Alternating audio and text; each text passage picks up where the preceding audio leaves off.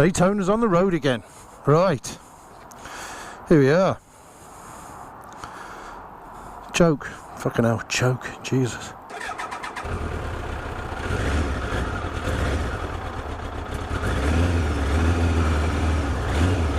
She's not mad on that choke, I have to say.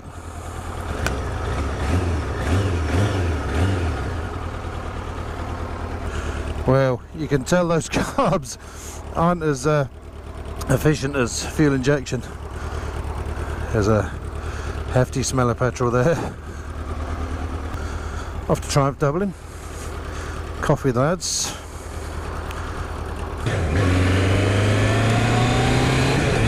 Oh God, that gearbox is so smooth. So we formed a little Triumph club, kind of a bit of an unofficial one, but the dealer is on board with it. We can meet up there for a cup of tea, go out for the odd spin.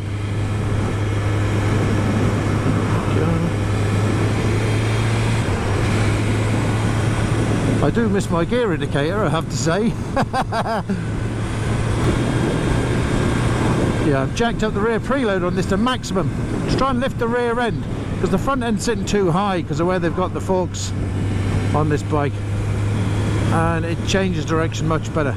It never was a great bike for changing direction. It was always a bit of a lump.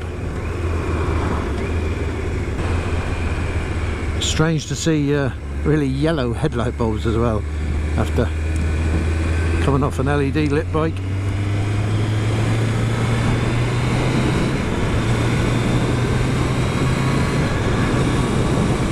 It's just strange to just have clocks and that's it, and no clock. Just tried to change up to 7th there. So I'm doing an indicated 70 and indicated 4,500 revs. This bike doesn't even start cooking at those revs. This is what I meant about this bike when I first made that video comparing it with the Tiger 1200. You really want to be up to 7,000, 8,000, 9,000 revs on this bike to get what this bike's about, really. But I'm happy to keep my license. If you thought a Tiger 1200 gave out a lot of heat, this is like sitting on a bar fire. It chucks out heat. But you know, for again, for this climate, it actually doesn't really matter. I do remember once though, I was in Dorset, I was going to a campsite down there or something, and I was following someone, I didn't know where I was going, and I was crawling through town traffic, and the airbox unit on these bikes is kind of one whole moulded piece of plastic with an element inside it. You have to change the whole, it's like a canister, and whatever it was, how they glued the filter in or something, I don't know what it was, whatever that was, all started to melt, and all this white goo was piling out down by the airbox. It was so hot, and I just had leather trousers on at the time. YMCA. No, I just had leather trousers on at the time, and jeez, I was roasted. Weirdly enough, with my textiles now, I don't feel the heat.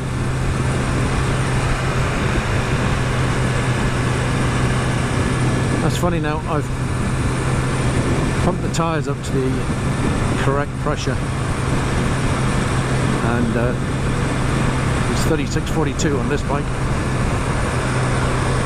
I know it's the same on a lot of bikes these days. It does not make a difference to the ride. A lot more jittery. And I have the rear damping set to the softest because I'm an old man now. Well, relatively anyway. It's just a selection of these, 1 to 4, 1 being the hardest, 4 being the softest. It's just the rebound damping.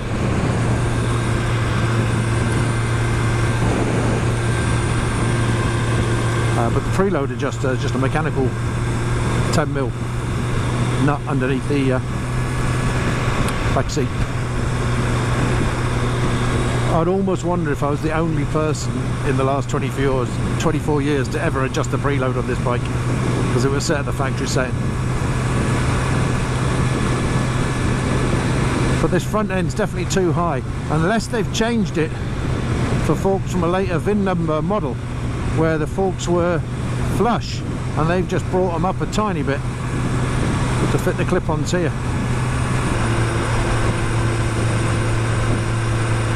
Oh god, I love this bike.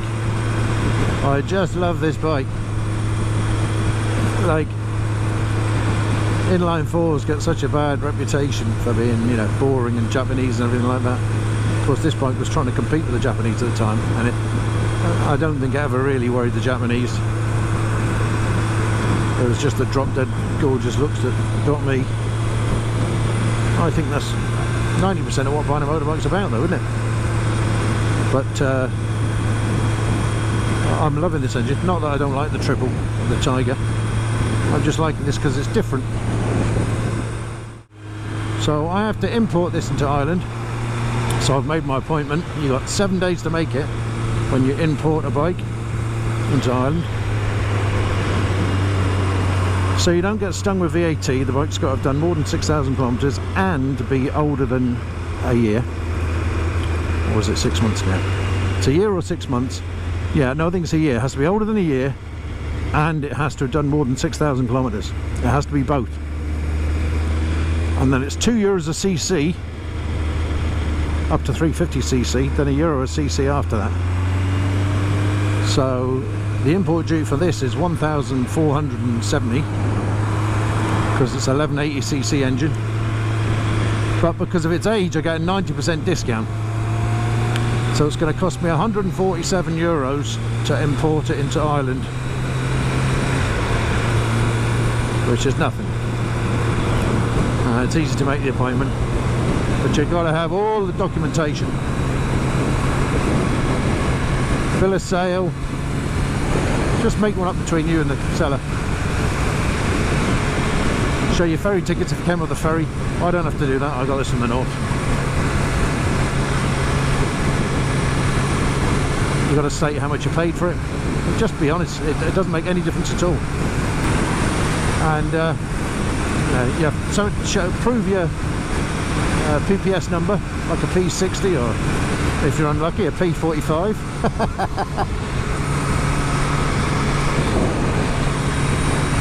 And driving license or a passport.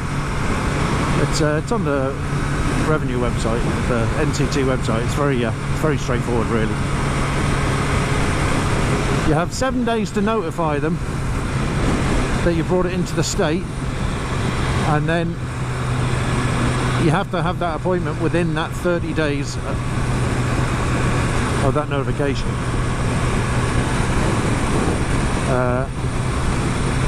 The fines are quite punitive if you don't do that, so it's in your interest to do that. So if you're bringing in a wrecker, you can't just leave it there for 6 months, and you know, you've got to notify them somehow and get it down on a trailer for them to inspect. It's much better than the old system when the driving license, or driving, I don't know who they're called then, the driving people anyway, like the Shannon crowd. They used to have offices all over the country. There used to be one in Nace, actually. I took a DR350 into Nace and they'd inspect it and everything.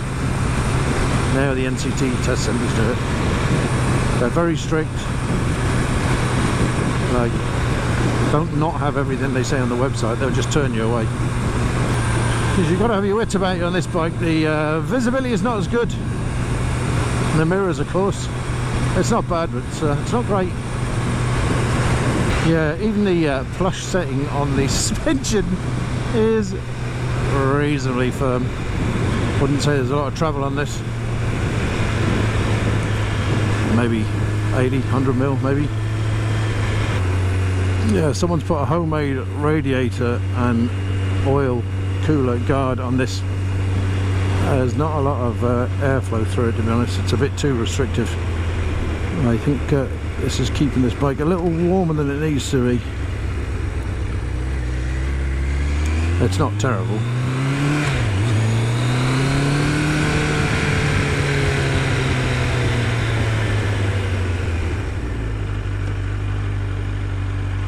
Wow, those brakes, you gotta think about them a bit.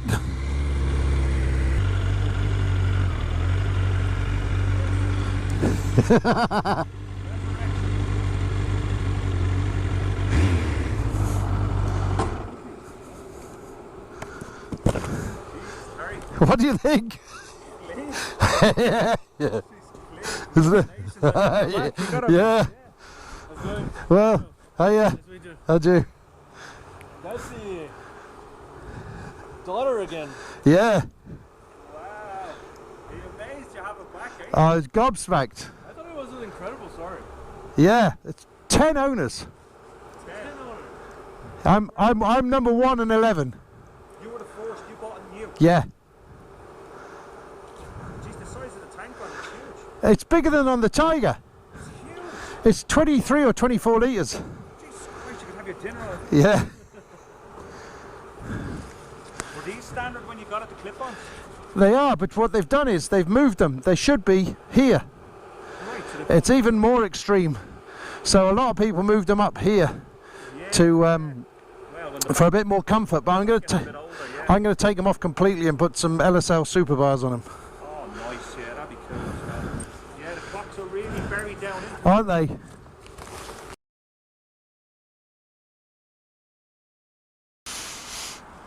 Right, I'll join you next time. I just thought I'd come down and be sociable and have a coffee. You're fine without a back brake. No, no, I won't. I won't. Just go home. What? You don't look very well, you might as well go home. Yeah.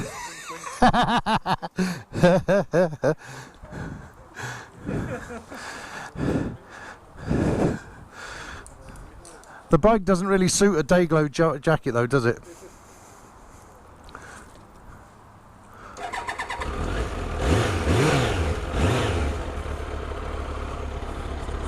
Yeah, it does, doesn't it? I'll see you next time, guys. Okay.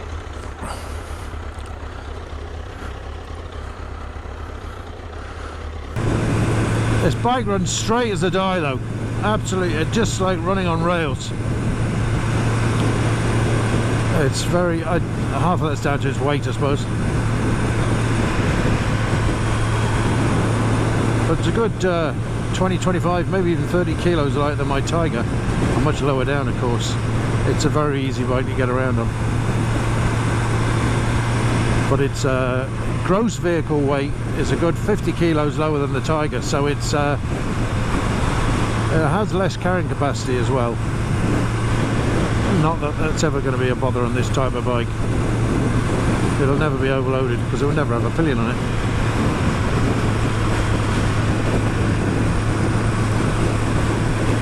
Weirdly enough, my wife's been on the back of this bike when I first owned it, and she don't mind getting on the back of this, but wouldn't get on the back of the Tiger. She thinks this looks like a real sports bike, or like a real bike. And even my son says, "Oh yeah, that's a real bike." And they both don't like the look of the Tiger. So there's no accounting for taste, is there? Oh, I love the Tiger.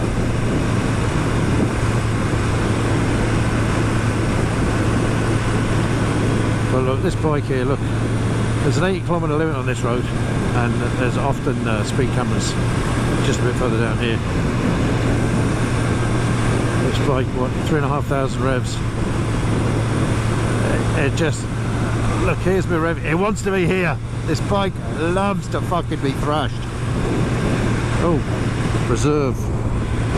Now, if I remember rightly, I've got, oh, I can't remember which is the fucking reserve. I've got 5 or 8 miles. Oh, so I know my reserve light's working then. I've got 5 or 8 miles. Oh, I have to go on to reserve. This has actually got a reserve setting on the fuel tap. but from here I can't remember where it is. So I'm going to have to pull in at a petrol station because I don't want to turn it on and leave it on prime.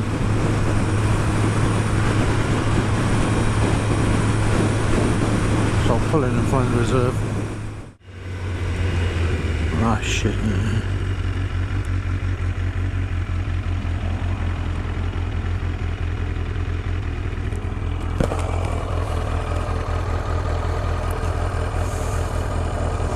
Right, found it.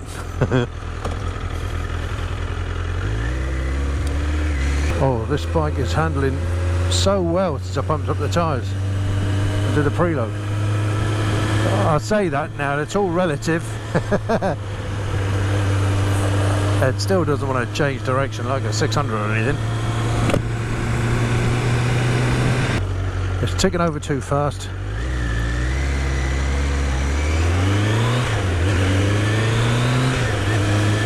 Probably ticking over 500 revs too fast, I think. So we'll get the carbs balanced and reset. The choke doesn't seem to be up to much. Get that sorted. It's not desperate though.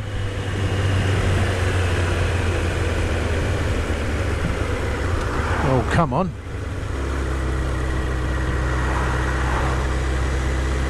I can't remember how much is in reserve on this, but I think it's quite meaty. Maybe even up to a gallon or something. Still, enough to get me where I need to go. It's funny how much you rely on the gauges on the modern bikes for range and everything like that.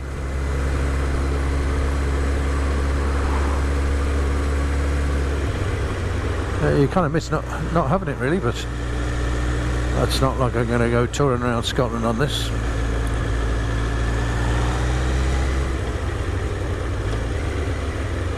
Mind you, I did go to Le Mans on it once. I had no wrists left when I got back. The driving position is extreme on this bike when the clip-ons are where they should be down there.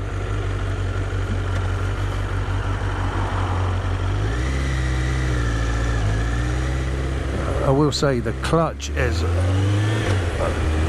ultra progressive. It's so much nicer, the clutch on this, than it is on my Tiger.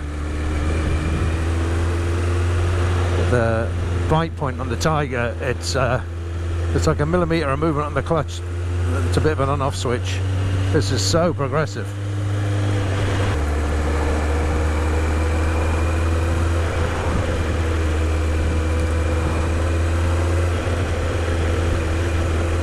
Smart arse. And when this engine gets hot, the neutral light doesn't work. And I've looked on the forums, and that seems quite common. And you can change the switch, but it makes no difference. So I don't think I'll bother doing anything about that. I like that. That's quite old-fashioned, that petrol warning light, isn't it? And a reserve tap.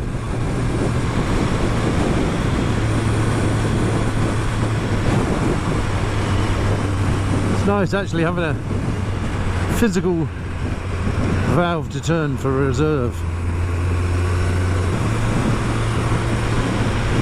I've still got English plates on this. Once I pay the import duty, I'll get a Kildare Reg plate. Maybe age appropriate, so it'll be a 1995 Kildare Reg.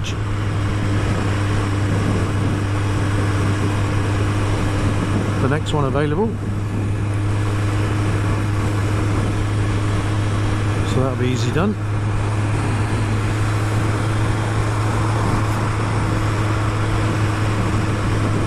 And I'll get a smaller plate put on the back. You can have smaller number plates on motorbikes in Ireland than you can in the UK. You might notice there's a great big yellow thing on this. The smaller kind of white Euro ones here.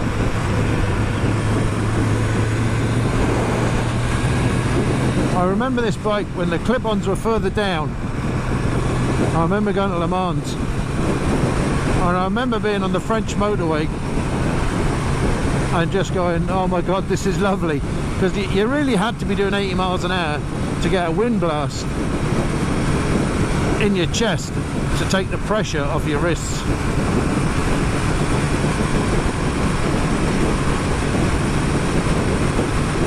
Because the seat position was quite extreme. Wow, you don't have to get a wind blast on your helmet compared to a sit-up and bake Tiger, or any adventure bike, I guess. It's quite nice.